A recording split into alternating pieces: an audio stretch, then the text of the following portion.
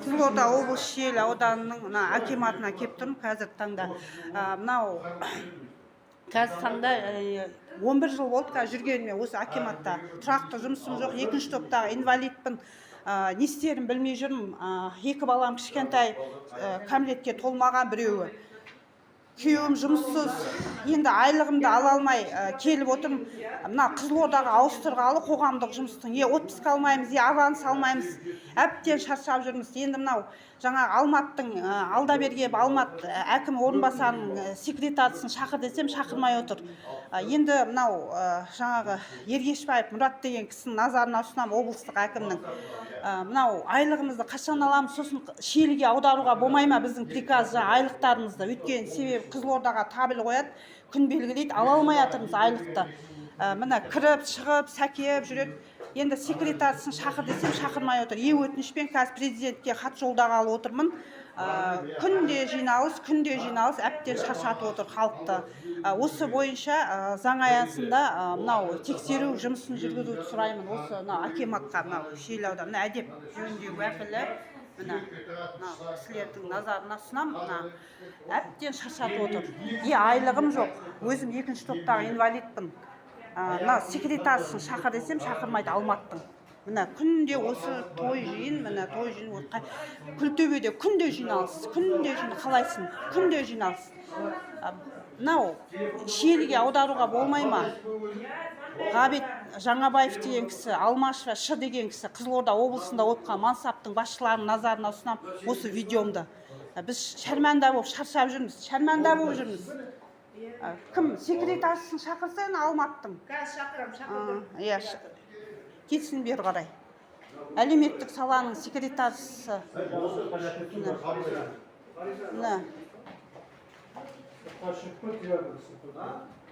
Шаршап отырмыз.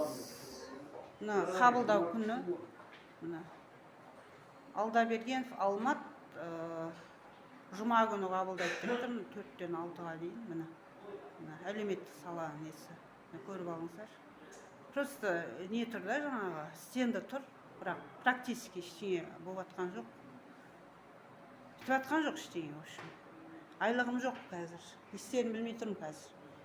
Базарда қарызым жетеді, тамақ қарыз алғам, дәрі қарыз алғам, төлеуім керек. Естерін білмей тұрмын. Кеше аударады деп еді.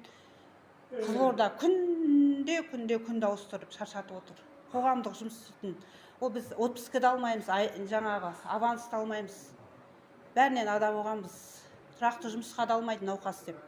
Енді жанашып әкімдер көмек беру керек қой. Әкім бол, халқыңа жақын бол деп бекер айтпайды ғой. Ергешбаев Мұрат ағай, сізге осы видеомды ұсынамын. Қызылорда облысының әкімі. Осылай. Ешкіммен ісі жоқ, келеді, кетеді. Шаршап отырмыз біз қазір таңда. Шаршап отырмыз. Күлтөбеде күнде жиналыс. Мына осылай.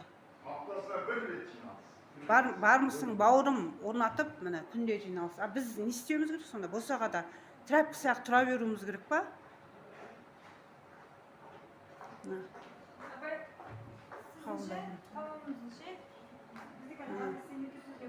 Жаңа видео түсіргеннен кейін шығып атыр. Алдында шықпаған, айқай болып атқан бейнегенде. Секретарысын бағана шақырған, келмейді, әлі күтіп тұрмын.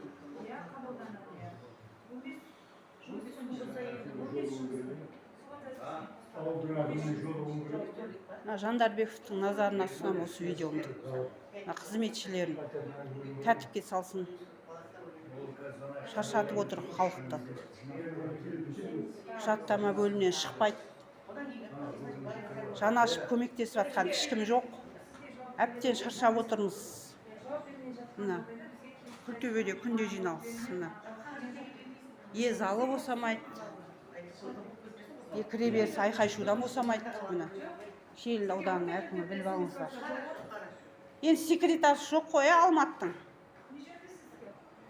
Жаңа айлығымызды алған жоқпыз қоғамдықтың, сосын жаңа не, оны Шиеліге ауыстыру керек.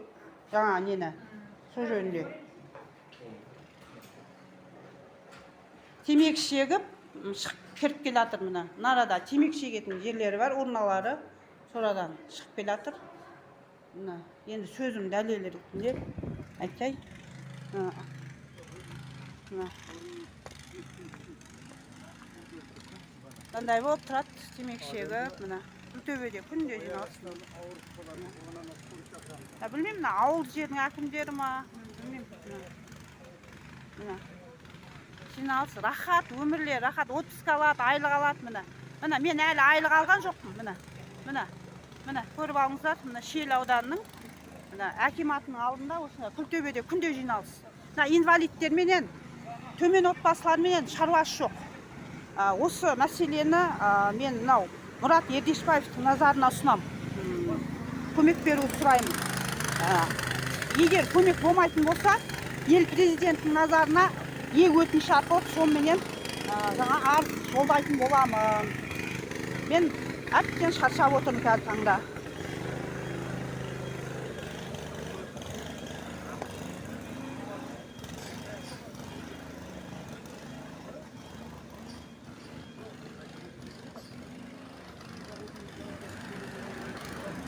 Ардагердің тоқалына жұмысымды берді, жеп отқан нанымды. Нанымнан айырды. Ендігі мынау істеп отқан. Жазбаш сіңілім. Сен секретарсың ғой, кім Алматтың. Мына ше, мен ше айлығымды алған жоқпын. Сосын ше, мұғалімдер, медиктер, полициялар 25-28-не айлық алады. Ал қоғамдық жұмыс істейтіндер, тұра тұр, мен айтып болайын. Қоғамдық жұмыс істейтіндер 10-на дейін алу керек. Ешқандай заң кодекс орындалып жатқан жоқ. Олар неге 10-на дейін алмайды? Полициялар, мұғалімдер, врачтар, біз неге олар 28-25-не алады, біз 10-на дейін алуымыз керек. Дұрыс па? Неге кодекс орындалмайды ауданда? Біріншіден. Екіншіден, ана яқтағы нені аударуға болмай ма? Мысалы, мен екінші топтағы инвалидпін. Күйеуім жұмыссыз олда қоғамдық істейді. Қызылордадан осы жаққа Шеліге аударуға болмай ма? Қаражатымызды біздің күнде әр күнге қояды. Табілді Қызылорда. 8 ауданнан. Ол әр өзінің ауданы бар, өзінің әкімі бар, өзінің депутаты бар, мысал үшін. Оны неге Қызылордаға неған айлығымызды, қаражатымызды өткізген? Мен түсінбей отырмын. Енді қазір айлық аламай, қарызымызды төлей алмай отырмыз қазір, мысалы. Тамағымыздың, дәріміздің. Мына жазып ал. Мәселе Қызылордадан Шеліге жаңа қоғамдықтың айлығын аудару керек. Қоғамдықтың айлығын. Сосын мұғалімдер, полициялар, врачтар 25-28-ден алады әр айдың. Ал нелер қоғамдық жұмыс істейтіндер неге 10-на дейін алу керек? Неге кодекс орындалмайды?